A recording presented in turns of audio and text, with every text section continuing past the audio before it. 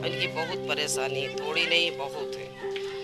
कपड़ा भी नहीं पहन सकते, इतनी ठंडक होते, कपड़ा पीठ पर अगर दूसरे कुछ डालने सारे जिसम में छाले हो जाते, और दोनों पैर से तो मजबूर है ही।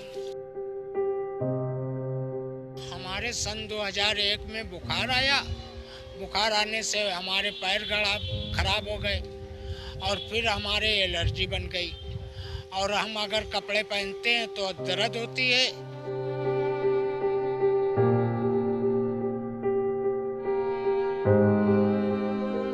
हमें बहुत दिक्कत होती है, हम बिस्तर पे लेट नहीं पाते, हम गद्दे पे लेटते हैं। 12 मास हम नंगे रहते हैं।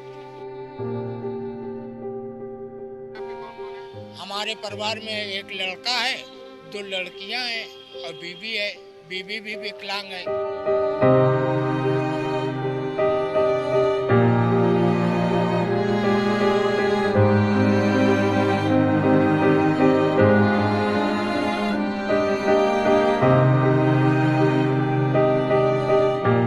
सरकारी मदद बस एक ही मिली हमें, वही मोदी वाला इलेक्शन, वो बोर्ड लग गया इलेक्ट्रिक वाला, वही बस इतनी मदद मिली। हमने साइकिल खाती गए, साइकिल हमें मिलती नहीं।